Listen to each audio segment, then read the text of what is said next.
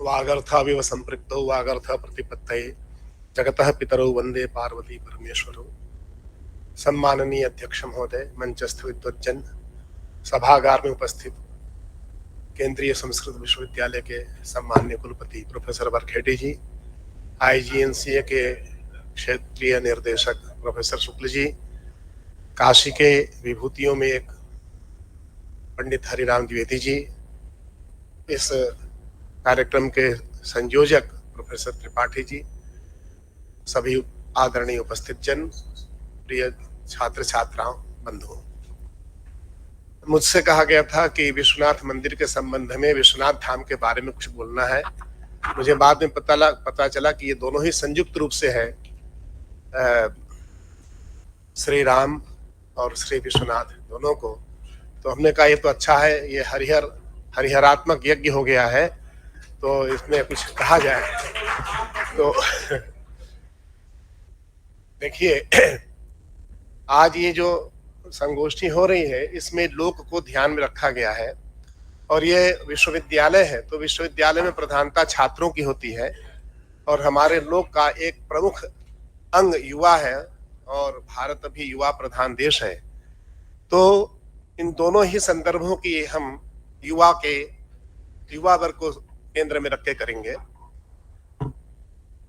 आज तरह तरह के पाठ्यक्रम विश्वविद्यालयों में चलाए जा रहे हैं। उसमें एक पाठ्यक्रम होता है पर्सनालिटी डेवलपमेंट का, व्यक्तित्व विकास का, और भी तरह तरह के प्रशिक्षण दिए जा रहे हैं कि किसी प्रकार से हमारे युवा वर्ग को डिप्रेशन न हो, फ्रस्ट्रेशन न हो, ये सबसे वह मुक्त रहे। इस दृष्टि से जब हम वाल्मीकि रामायण की चर्चा करते हैं, तो महर्षि वाल्मीकि जब रामायण लिखना आरंभ करते हैं तो उनका पहला प्रश्न होता है नारद जी से। विचार करने बैठे हैं, नारद जी आते हैं, उनसे पूछते हैं, कौन्वस्मिन् साम्प्रतं लोके गुणवान कश्च वीर्यवान धर्मज्ञश्च कृतज्ञश्च सत्यवाक्यो दृढव्रतः। अर्थात वाल्मीकि जी काव्य की रचना करने के लिए तो बैठे हैं, लेकिन मन में संदेह है कि हम जिसको चाहते हैं उसी के प्रति लिखें, उसी के चरित्र का गान करें, या और ही उनसे भी बढ़कर के कोई है। ये बतलाने वाला कौन है? तो तीनों लोकों में भ्रमण करता ब्रह्मर्षि नारद जी हैं। उन्हीं से उन्होंने ये प्रश्न किया कि ऐसा कौन है कि जो समकालीन लोक में, सांप्रतम लोके गुणवान कहा, वीर्यवान कहा, धर्मज्ञ कहा, सत्यवाक्य कहा, दृढ़व्रतः कहा, ऐसा कौन है? और भी व्यक्तित्व के जितने उत्तम से उत्तम गुण हो सकते हैं, जिसकी बात में भरत मुनि ने अपने नाट्य शास्त्र में नायक के लिए जिन गुणों को अनिवार्य बताया, उन सभी को लेकर के वाल्मीकि जी वहां प्रश्न करते हैं और उसका उत्तर भी तदनुरूप नारद जी वैसे ही देते हैं। इक्ष्वाकुवंश प्रभो रामो नाम जनैः श्रुतः इत्यादि कहते हुए वहां के श्लोक आप देख सकते हैं। समय कम है इसलिए मैं उनकी बहुत चर्चा नहीं करूंगा। वहां पे व्यक्तित्व में जितने श्रेष्ठतम गुण हो सकते हैं, जिनको आज हमारे युवा वर्ग को पालन करना चाहिए, उनमें से 2-4 भी अगर अपना लें, 1-2 को भी अपना लें, तो निश्चित रूप से हमारे जीवन में कोई समस्या नहीं आएगी और हमारा जीवन सफल रहेगा। तो ऐसी स्थिति में उन गुणों का व्याख्यान करते हुए नारद जी उनको कहते हैं कि आप इनको देखिए, ऐसे इक्ष्वाकुवंश प्रभो रामो नाम जनैः श्रुतः। इक्ष्वाकु वंश में उत्पन्न जो राम है, जो इसी जनैः श्रुतः वहां पे कहा, कोई अभी ऐसे अज्ञात नहीं है, जनैः पूरे लोकप्रिय हो चुके हैं। तो लोगों के द्वारा जिन्हें राम नाम से जाना जाता है, ऐसे राम है, उनके बारे में आप लिखिए और क्या क्या उनके बारे में गुण है, ये सब सारा बताते हैं। और उसी में एक अंतिम श्लोक कह देते हैं कि वह जिस प्रकार से चारों वर्ग का, चारों पुरुषार्थों को देने वाला है, वैसे ही चतुर्वर्ग को, चारों वर्गों को उनके अनुसार पुरुषार्थ देने वाला है। पठन द्विजो वाग वृषभत्वमीयात्, ब्राह्मण पढ़ेगा वाक सिद्धि पाएगा, क्षत्रिय पढ़ेगा राज्य सिद्धि पाएगा, वैश्य पढ़ेगा उसे व्यापार सिद्धि होगी, शूद्र पढ़ेगा उसे महत्व सिद्धि होगी। तो वही वहां कोई ऐसा अंतर नहीं है, कोई भेदभाव नहीं है।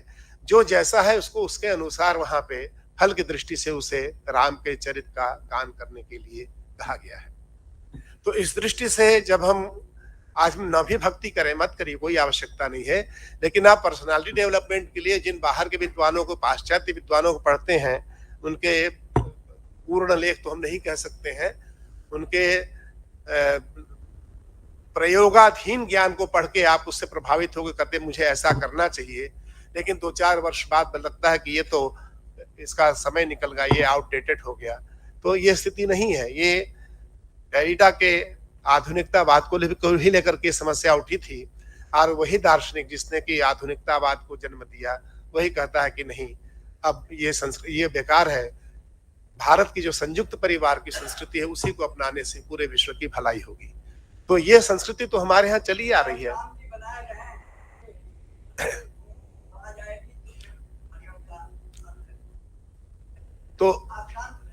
तो ये संस्कृति तो हमारी आरंभ से चली आ रही है, सतयुग से ही चली आ रही है, जिसमें मानवीय मूल्यों को, नैतिक मूल्यों को प्राथमिकता दी गई, और उन्हीं के अनुसार हमारी संस्कृति का, हमारे पूरे साहित्य का निर्माण होता रहा। और जितना भी देववाद है, जितनी भी विकासात्मक अवस्थाएं हैं, चाहे वो पुराणों के रूप में हो, वेदों के रूप में हो, आगम के रूप में हो, सब में यही स्थिति दर्शाई गई। देखिए, मेरा ये मानना है कि वेद का जब ज्ञान कठिन होने लगा, तो उसी ज्ञान का व्याख्यान हुआ पुराणों के रूप में। उसी ज्ञान का पुराण भी जब कठिन होने लगे, तो उनका व्याख्यान हुआ वाल्मीकि के रामायण के रूप में, महाभारत के रूप में। ये पूरे ज्ञान का भंडार है, कथानक में इनको जोड़ दिया गया है। जैसे छोटे बच्चों को हम सिखाते कि ये ऐसी घटना है, इसका फल ये मिला, जिसका बाद में और विकास पंचतंत्र के रूप में देखने को मिलता है। तो उस तरह से इस घटना को अगर जोड़ा गया, तो ये इतिहास पुराणाभ्याम वेदार्थम उपब्रह्मयेत, वेदार्थ को समझने के लिए, वेद के ज्ञान को समझने के लिए इतिहास पुराण बने। और अंतिम कड़ी में आते हैं हम तुलसीदास जी के रामायण तक, जहाँ कहा छहो शास्त्र सब ग्रंथन को रस। ये जो रामचरितमानस है, इसमें भी देखिए लंका कांड में एक चौपाई है। जब राम रावण का युद्ध हो रहा है, तो रावण युद्ध करने आता है बड़े विशाल रथ से, और भगवान राम युद्ध करने आते हैं नंगे पांव। तो रावण रथी विरथ रघुवीरा, देख विभीषण भयउ अधीरा। विभीषण अधीर हो जाते हैं, ये इसका रथ अनेक प्रकार के शक्तियों से युक्त है, और इनके पास तो एक पैर में चप्पल तक नहीं, जूता तक नहीं, कैसे युद्ध करेंगे। तो उस चौपाई को आप लोग जाके देखिएगा, संभवतः 79 या 80 नंबर है उस पूरे चौपाई का। तो उसमें पूरे राम ने व्याख्या की है कि देखो, विभीषण डरने की आवश्यकता नहीं है। सौरज धीरज तेहि रथ चाका, सत्यशील दृढ़ ध्वजा पताका। ये शौर्य, शील, ये सब मेरे रथ के पहिए हैं, ये ध्वजा है, ये पताका है, इत्यादि इत्यादि करके एक व्यक्ति में कितना उसका बल हो सकता है, उसका आत्मबल कैसे हो सकता है, वह कैसे पूरे समाज पर अपने प्रभाव को छोड़ सकता है। इससे अच्छी व्याख्या, सरल भाषा में इससे अच्छी व्याख्या संभवतः विश्व के किसी साहित्य में नहीं होगी, ऐसा मेरा अनुमान है। आप लोग भी देख सकते हैं, और निश्चित रूप से आप लोगों को देखना चाहिए। लंका कांड की 79 नंबर की 79 नंबर की चौपाई आप लोग देखिए, और उसको अपने जीवन में अपनाइए। जीवन में असफलता नहीं मिलने वाली है, ये मैं कह सकता हूँ। तो हमारे लोग जीवन में भगवान राम की जो मर्यादा है, इसीलिए देखिए, हम जब तक मर्यादा में रहते हैं, तब तक मेरे पास किसी प्रकार का दुख नहीं होता। जो हम मर्यादा छोड़ते हैं, तो हमको दुख मिलना शुरू हो जाता है। और इसी से गीता में भी कहा कि स्वधर्मे निधनम श्रेयः पर धर्मो भयावह। तो वहां धर्म का अर्थ है इंद्रियों का धर्म।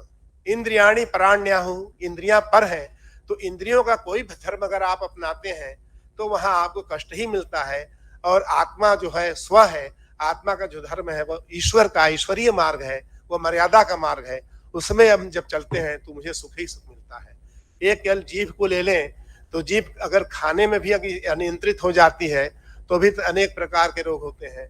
बोलने में भी अगर अनियंत्रित हो गई, तो उसमें भी अनेक प्रकार के दंड मिल सकते हैं। तो इसलिए इन इंद्रियों की मर्यादा को समझें, अपनी मर्यादा को समझें।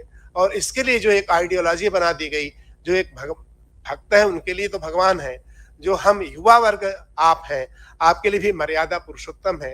ये मर्यादा में रहने की जो आचरण, मर्यादा में रहने का जो आचरण है, उसकी शिक्षा कभी नैतिक शिक्षा के रूप में दी जाती थी। इसी विश्वविद्यालय में नैतिक शिक्षा धर्म शिक्षा के रूप में 1972 तक चली थी। जब कालूलाल श्रीमाली जी कुलपति के रूप में आए, तो उन्होंने उसे खत्म कर दिया कि नहीं, अब यहाँ इस नैतिक शिक्षा या धर्म शिक्षा की कोई आवश्यकता नहीं है। मुझे लगता है कि फिर से उस शिक्षा का आरंभ यहाँ होना चाहिए।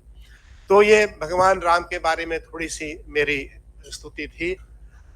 कुछ बातें मैं श्री काशी विश्वनाथ धाम के बारे में बताऊँगा। आज से कुछ वर्ष पहले यहाँ एक अधिकारी हुआ करते थे, एसपी त्रिपाठी जी, काशी विश्वनाथ मंदिर के प्रशासक थे। उन्होंने एक काशी के विद्वानों को, वैज्ञानिकों को और इतिहासकारों को जुटाया और एक टीम बनाई कि काशी विश्वनाथ मंदिर का इतिहास लिखा जाए।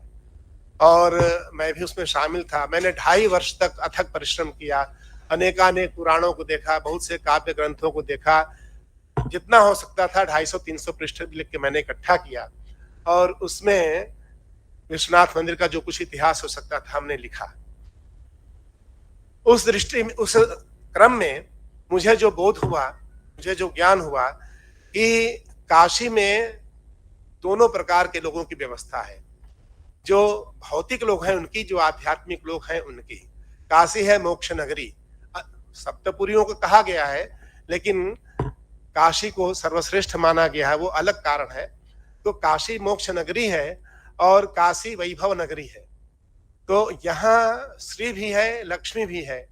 तो ऐसी स्थिति में काशी में 2 व्यवस्था बनी, एक अविमुक्तेश्वर की और दूसरे विश्वेश्वर की। अविमुक्तेश्वर जो है वो मोक्षार्थियों के आराध्य हैं, विश्वेश्वर जो है वो सांसारिक जनों के आराध्य हैं। तो इसी दृष्टि से जो अविमुक्तेश्वर का मंदिर हुआ करता था, वो आज का जो ज्ञानवापी है उसमें हुआ करता था, उस परिसर में हुआ करता था। विश्वेश्वर का जो मंदिर हुआ करता था, वो आज चौक में जो फूल बाजार है, वहां पे सत्यनारायण का मंदिर, उसके पीछे रजिया की मस्जिद है, वहां हुआ करती है। तो जैसे आप मस्जिद बना दो, नहीं तो फिर ये मंदिर उठ जाएगा। तब से लेकर 10 बार मंदिर को तोड़ा गया, क्या क्या किया गया। तो ऐसी स्थिति में जो विश्वनाथ हैं, विश्वनाथ का 2 रूप, एक मोक्ष परक और दूसरा संसार परक। एक कुट्टनी मतम है ग्रंथ, कश्मीर में लिखा गया। कश्मीर के युग में जो विश्वनाथ गली की छवि बनती है तरह तरह के श्रृंगार सामग्रियों की, वही छवि का उसमें भी वर्णन करता है। आज उस जगह को हम कुंदीगर टोला के नाम से जानते हैं, जो कि दाल मंडी के बगल में है। तो वहां पे अभी देखता है। और उस दिन एक जो विश्वेश्वर की पूजा हो रही थी, वो काशी के नगर वधुओं के द्वारा हो रही थी। और उस नगर वधुओं की पूजा को देखने में वह जाता है, फिर उसकी कहानी दूसरी हो जाती है। लेकिन उस पूजा क्रम आज भी चलता है। उस पूजा क्रम आज मणिकर्णिका घाट पर कर दिया गया है, जब नगर की वधुओं के द्वारा वह एक दिन, वर्ष में एक दिन वहां पूजा की जाती है मणिकर्णिका घाट पर। तो ऐसी स्थिति में हमारे सामने विश्वेश्वर जो है वह, और ज्ञानम इच्छेतु शंकरात्, तो ज्ञान की इच्छा, हम विद्यार्थी हैं, हम छात्र हैं, तो हमको तो शिव से ही ज्ञान की इच्छा रखनी चाहिए। तो किसी भी प्रकार से अगर हम राम की उपासना करें, राम के चरित्र का अनुकरण करें, विश्वनाथ की उपासना करें, विश्वनाथ में जो त्याग, तेन त्यक्तेन भुंजीथा मागृता कस्य सिद्धनम, विश्वनाथ की विभूति है, उस विभूति का कोई मूल्यांकन नहीं कर सकता विश्व में। तो एक तरफ हमको त्याग से भी रहना है, दूसरी तरफ अपने कर्तव्य का भी बोध रखना है। दोनों ही प्रकाश हमको राम के और श्री विश्वनाथ के जीवन के, विश्वनाथ के कीर्तन से हमको मिल सकते हैं। तो मैं इन्हीं शब्दों के साथ अपने वक्तव्य को यहीं समाप्त करता हूँ। बहुत बहुत धन्यवाद।